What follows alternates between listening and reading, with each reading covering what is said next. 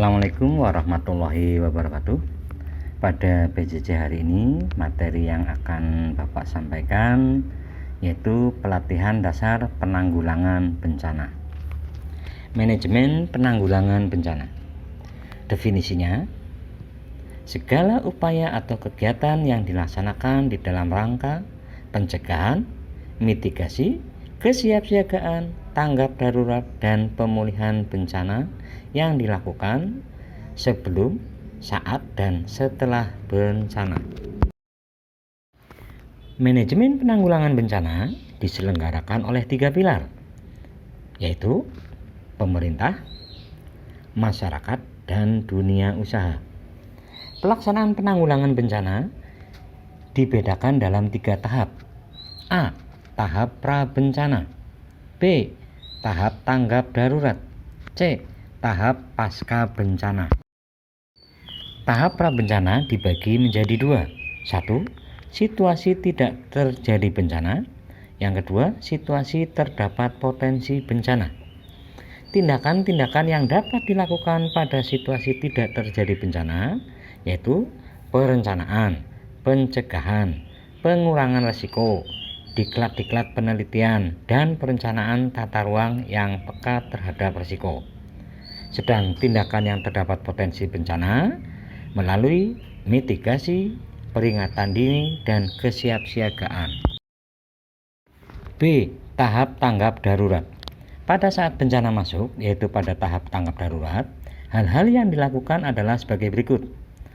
Kaji cepat bencana, penyelamatan dan evakuasi, pemenuhan kebutuhan dasar, perlindungan dan pemulihan dini. C. Tahap pasca bencana. Dilaksanakan setelah terjadinya bencana, yaitu melalui rehabilitasi dan rekonstruksi. Rehabilitasi dan rekonstruksi ini dilaksanakan melalui sarana dan prasarana, sosial ekonomi, kesehatan, keamanan, dan ketertiban, serta kenyamanan lingkungan. Berikutnya, pelatihan dasar penanggulangan bencana pada contoh kasus banjir. Pada saat tidak terjadi banjir, kegiatan yang dilakukan yaitu mencegah masyarakat tidak membangun di daerah rawan banjir melalui tata ruang. Yang kedua, jangan membuang sampah di sungai. Yang ketiga, normalisasi sungai. Yang keempat, pemindahan penduduk di bantaran sungai. Yang kelima, melarang untuk membuang sampah di badan sungai. Kemudian, membangun situasi untuk peringatan dini untuk masyarakat yang tinggal di sekitar bantaran sungai. Berikutnya, tindakan pada saat terjadinya banjir, yaitu penyelamatan pengungsi yang terdampak banjir, pembangunan pos-pos pengungsian, pendirian rumah sakit lapangan, pendirian posko-posko penanggulangan bencana, serta pembuatan dapur umum.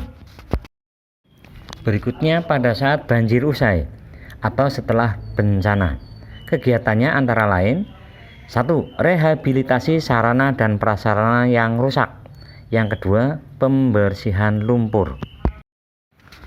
Contoh kasus yang kedua, letusan gunung berapi. Pada saat gunung berapi masih normal dalam tahap pra-bencana, kegiatan yang dilakukan yang pertama, sosialisasi jalur evakuasi. 2. Larangan membangun di wilayah erupsi. 3. Pelatihan evakuasi pada saat terjadinya erupsi. Yang keempat, memasang sistem peringatan dini dan menyusun tindakan awal dalam bencana. Berikutnya, saat erupsi berlangsung atau saat tanggap darurat. Kegiatan yang dilakukan pada saat tanggap darurat. Yang pertama, evakuasi kelompok yang rentan sebelum kejadian gunung meletus atau terjadinya erupsi. Yang kedua, penyelamatan korban-korban dan pengungsi terdampak erupsi. Yang ketiga, pembangunan pos-pos pengungsian. Keempat, penyelenggaraan sekolah darurat. Yang kelima, penyelenggaraan konseling psikososial. Yang terakhir, pendirian posko kesehatan dan dapur umum. Berikutnya pada saat erupsi usai atau gunung berapi selesai meletus. Kegiatan-kegiatan yang dilakukan: 1. Perbaikan pemukiman penduduk. 2. Pemindahan pemukiman penduduk. Yang ketiga, pemulihan sosial ekonomi. Demikian materi PJJ hari ini. Semoga bermanfaat. Tetap jaga kesehatan pribadi dan lingkungan. Tetap semangat, tetap mematuhi protokol kesehatan, dan salam olahraga. Wabillahi taufiq wal hidayah. Wassalamualaikum warahmatullahi wabarakatuh.